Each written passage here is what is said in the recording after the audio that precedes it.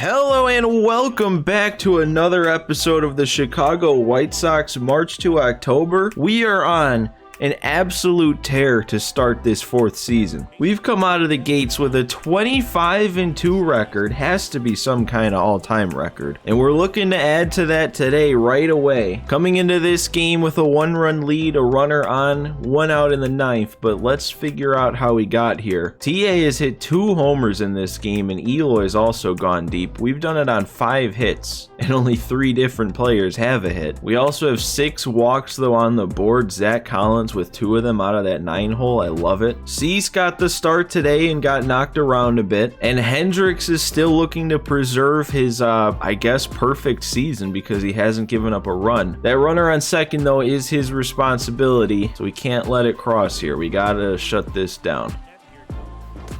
Oh, nice pitch right on the edge there like that. Let's see if we can get him chasing now that he saw that.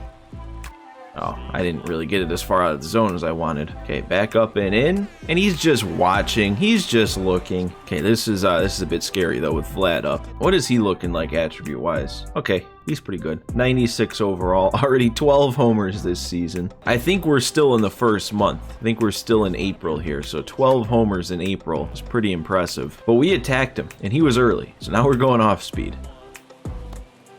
Come on. Yes, thank you. Back to the slider. He did bite. TA should be able to make this play. And there we go. Nice and easy. A strikeout, a weak grounder, and we add to our already insane record. 26-2 now. We only get one more fireball momentum from that, and we are at neutral, so we're not going to be too far out in front here. We need a quick turnaround to keep this crazy record going. Playing the Reds.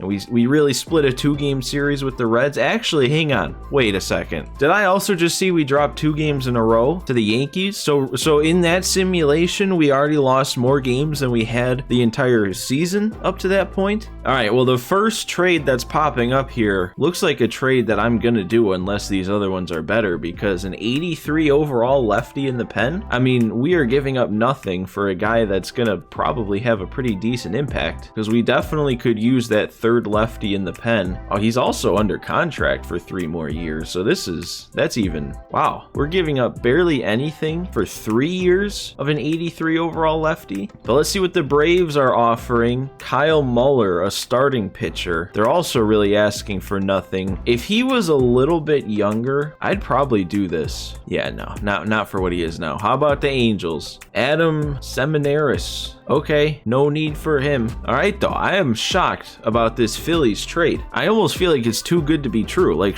there's part of me that's like, hang on, maybe I shouldn't do this. I was gonna say, well, maybe, because the last 2 seasons have not been good for him, but he is off to a really nice start this year. He's got 7 saves, and he hasn't given up a run. I don't know, I shouldn't even be thinking about this. This should be the easiest accepted trade I've ever made in this series. I'm just sitting here overthinking it, so before I overthink it too much, we're gonna go ahead and accept this one. Of all the things we've done, this might be the most unrealistic. I don't know what they see in Jody Morris here. We're gonna go ahead, accept this trade, add AJ Minter to the team, add another lefty, and there he is. I'm curious to see who gets sent down. Will it be Javier or will it be Ruiz? I guess it doesn't really matter. We're gonna get to play here against the Yankees to avoid a sweep. I don't know how that happened all of a sudden with how we've been playing. And it was Christian Javier that got the boot. We are so far in front of this division already that we're honestly at the point where it's already just kind of like, okay, let's get to the end of this season. Like, I know a lot can change, but when we were 25-2, I did some math, and we could have, if we dropped our play all the way down to playing 500 ball for the rest of the season, we still would finish the season with 93 wins. And based on the projected wins it shows for the rest of our division, lock up the division by 12 games. So like, we are so in control of this division right now that nothing really matters until we make it to the postseason, which is probably the worst thing I can say as somebody trying to bring entertainment out of this series. But let's get into this game. game against New York. It's a tie game, 3-3 in the top of the 7th, and I would very much like to not get swept, so let's win this game. All right, I want to see what we've done so far, because we have 8 hits on the board and only 3 runs to show from it. No walks, so I guess that explains some. Ohtani and Eloy have both hit bombs. Man, Ohtani, look at that. He's batting .375. Dylan Cease was on the mound again for this game, and he's having a better game than last game. He's having actually a real-life Dylan Cease game from, what would it be, end of May or beginning of June with those 3 unearned runs. Oh, and I just got Minter up in the bullpen, and look at this. They look identical. Kopech, if he just grew out his beard a little bit more, they would be identical, but the opposite hand. All right, though, we got nobody out and a runner on second. We have to score from this. Trey Turner has 2 pop-outs to the catcher. How do you pop out to the catcher twice in one game? Oh, I should have let loose. I think I was on that. I don't know why I check swung there. I don't know why I thought that was going to end up out of the zone. And okay, that one ends up out of the zone, so no harm. The only bad thing about that is that it does just kind of set up a double play, but we just won't hit into one. How about that? All right, there's not hitting into a double play yet, at least. I'm going to move up from this. He had to run and get that one. He wasn't in a position to throw it here. That was actually big, because if we get another fly ball, that'll get him in. And no, dude, see, I was just about to say, after that pitch, if nothing happened, in so many situations, you send Trey Turner there and have him try and steal second so you don't ground into that double play. But I have had such little success trying to steal against the CPU on legend difficulty that it just feels like an automatic out.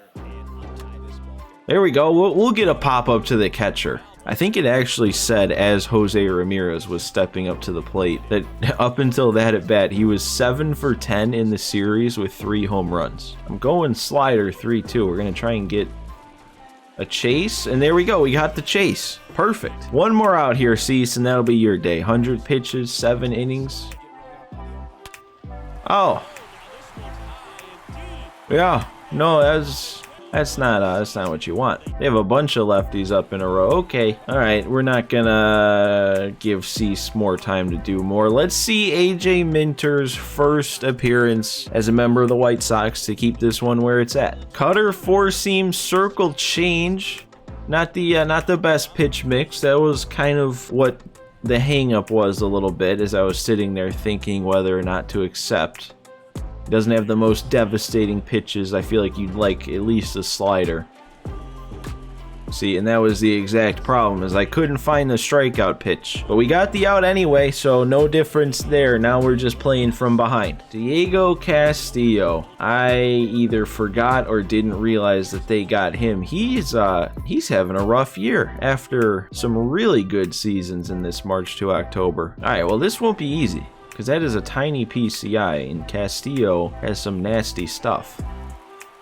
Oh, he's gonna hit Eloy to lead it off. Okay, free base runner. And we have Shohei up. Come on, Shohei, man. It's been so long, I feel like, since I've had a big moment swinging the bat with him. He's having a big series, too. 5 for 7 with 2 bombs. Let's make it 3. Oh, we did it! We actually did! Shohei with the perfect nuke. That ball was destroyed. And he has 15 on the season now. Oh, man, that scratches an itch that I've had for a long time. We needed a perfect Shohei Ohtani bomb. And just after giving up the lead, we get it right back. Oh, Sano! Is that staying fair? Is it actually? Oh, it's off the pole. I did not feel like that was a great swing. But Sano giving us some insurance now. 2 home runs off Diego Castillo. What is going wrong with him this season? He came into this with a 9 ERA, and we've put up 3 runs off of him on only 1 out. And he's done. That's it for him. You might have ruined his season. Wow, and now Michael King came in and couldn't find the zone. A 4-pitch walk.